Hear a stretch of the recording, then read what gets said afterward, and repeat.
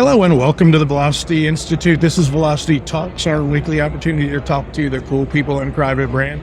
Today I'm excited to welcome Tom Ewing. So Tom, we'll get into a little bit, but before we do, if you're watching this on YouTube, please subscribe, hit the like button, and it'll send you alerts every time we publish new news or interviews like this. So Tom, tell us about Tom Ewing, first of all.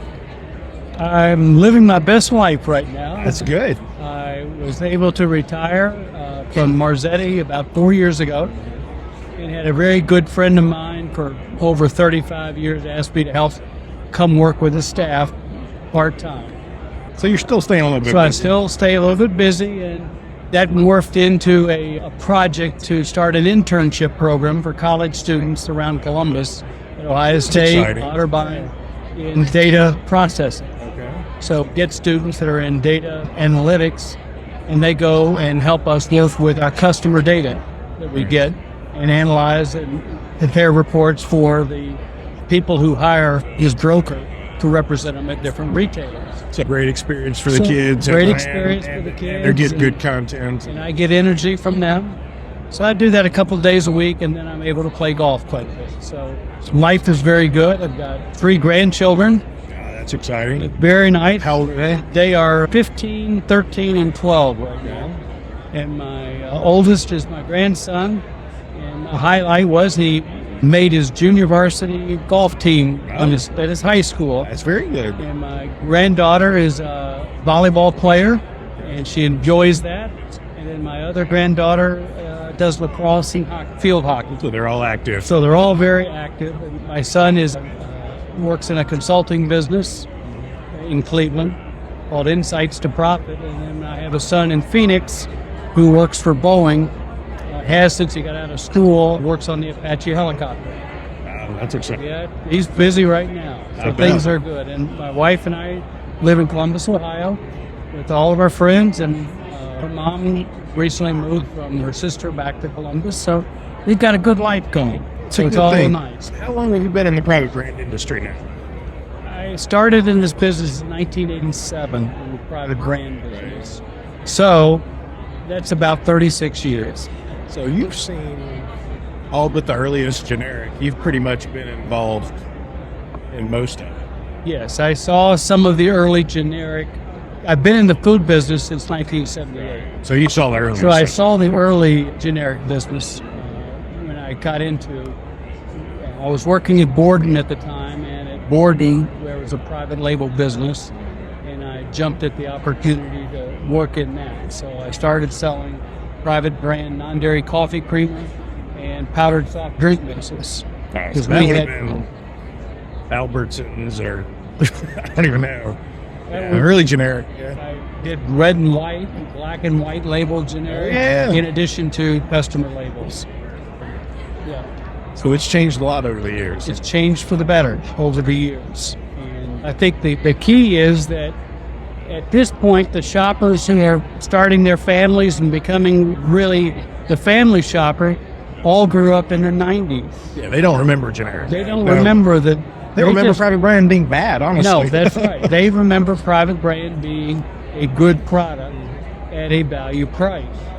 And I think retailers in general have really changed from having their private brand just as a transactional item to a way for them to connect with their consumers. Retailers have become more marketing companies than operational companies. Oh, yeah. And so just as national brand companies use their brands to connect with and speak to their consumer, retailers were able to do that. Which is amazing.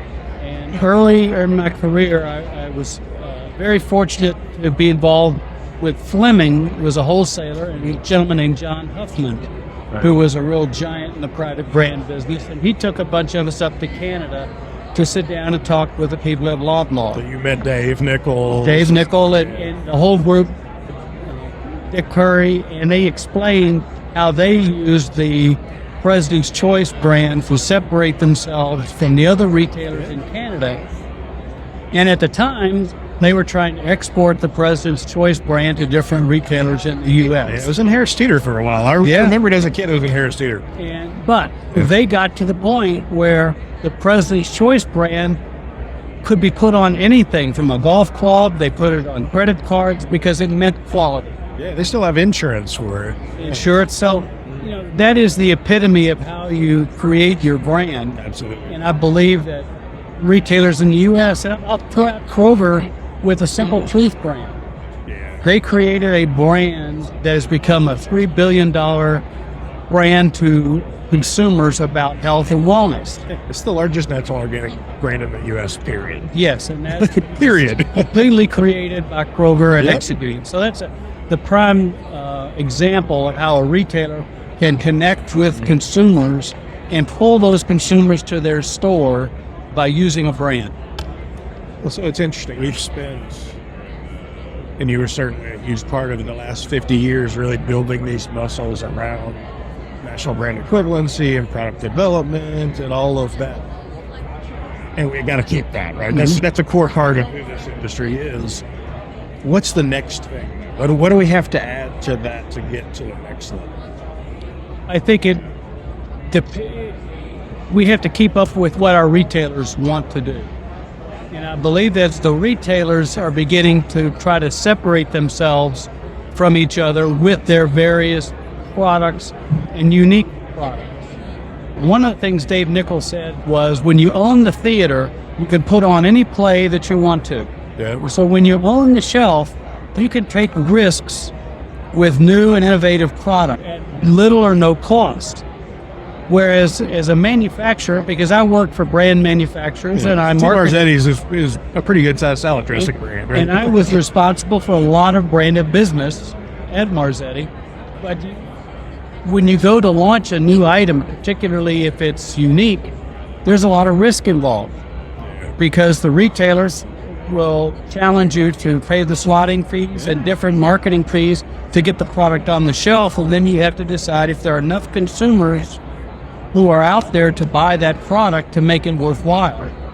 Whereas a retailer can take a product that's new, innovative, throw it out there, and 6 or 8 months later, if it doesn't work, okay, fine, then move on to something else. And there's not much cost to it. Stuff. I mean, sauces, dress, ice creams. They're launching some interesting flavors. I don't know whether they work or not, but it's worth a shot. We have to create a exciting environment for the shopper to come back to the store. And so I think that as time goes on, retailers will be more and more adept at trying to find niches that consumer demand that manufacturers aren't meeting and fulfill them with their own brand products. Talking about Kroger, they launched, I don't know if we saw their authentic Hispanic line a couple of months ago. Okay. Mercado, which is like 12 to 20 SKUs. It's not very big, but it's all real, made in Mexico, tortillas and salsas. It's not American. And the stuff's blowing out. People are like, oh, you got me real product. This is great. I saw them do that a couple of years ago with Italian products. Yeah, they did similar thing. But again, the future is the ability of a retailer who wants to connect with their consumers to create something new, exciting, that creates some reason to come back to the store, to shop the store. So a couple of years ago, you were inducted into the Hall of Fame, right? Long time ago, Hall of Fame. yes. A couple of years ago. Tell us about that. What did you think of that? It was just gratified that people thought that much of the contributions that I had made. I loved this industry. I enjoyed the ability to connect with other manufacturers and try to improve the image of the private brands that were out there. I worked for national brand companies, but private brands was an important part of our business because it helped us connect with retailers. And as I like to say, it helped me own the category. If I was the brand supplier, I wanted to be the private brand supplier as well. And that way I understood the entire category. So you had the Schuler's rolls too, right? So Schubert's rolls. Schubert's rolls. Okay. You had both private brands, SKU and I guess the best example was Texas Toast, which is a brand that we created from nothing to over $150 million in sales.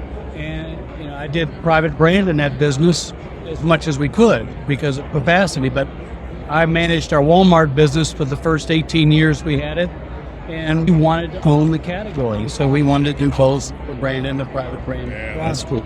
But it's just been a wonderful business. Brian Sheroff, God rest his soul, was just a mentor and a tremendous leader. And I learned so much from him just in our interactions. And just being involved with the PLMA was just gratifying. And for them to say that back to me, I was just humbled. It's an impressive list, too. Well, so you're there with the Albrechts and Trainer Jay I'm not nearly and Dave Nichols. Well, and I didn't make the contributions they made, but I worked hard and tried my best. And Brian, of course, got nominated posthumously. I guess last year. Well, congratulations on that. Don't downplay it. That's impressive. Thank you. We can all hope to be that. So thank you very much. Thanks for talking to you. As we always end with the same 5 questions. Okay. Right? So, question number 1. What's your favorite word? Favorite word? G-pop. Ooh, I know why, right? Because that's what your grandkids call you. If I'm hearing that word, my grandchildren are around. That's a lot of fun. Are you a more artistic or a more mathematic person? Mathematic. Tell me about that. I started in my college in architecture, and I learned very quickly that I wasn't an artistic type of person. And so I am more nuts and bolts, mathematical, and I like the numbers because the numbers always work. Spreadsheet always works, right? Always works. Absolutely. If you could share a meal with anyone, past or present, living or dead, who would it be and why? First choice would always be Jesus Christ. Always a popular choice. Yes, it's the most important choice. And after that, I would probably sit down with General George Marshall. Okay.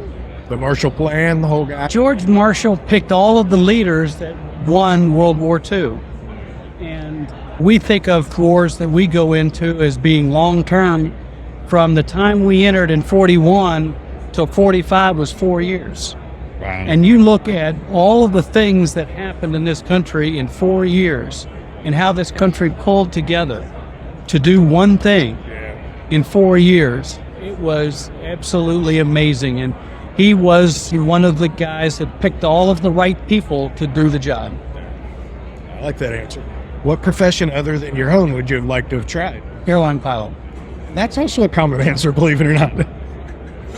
I spent a lot of time on airplanes, but I always wished that would have worked out. I don't know if it would have been as good as what I've done, but it was always seemed like it was good. My brother's actually a pilot. Okay. Yeah. If you could speak to yourself when you began your career, what advice would you give yourself? Let your actions speak for you more than your words. Impress people with what you do, not with what you say. That's great advice. Absolutely. Thank you very much for joining me. I appreciate that, Chris. Absolutely. Good luck to you.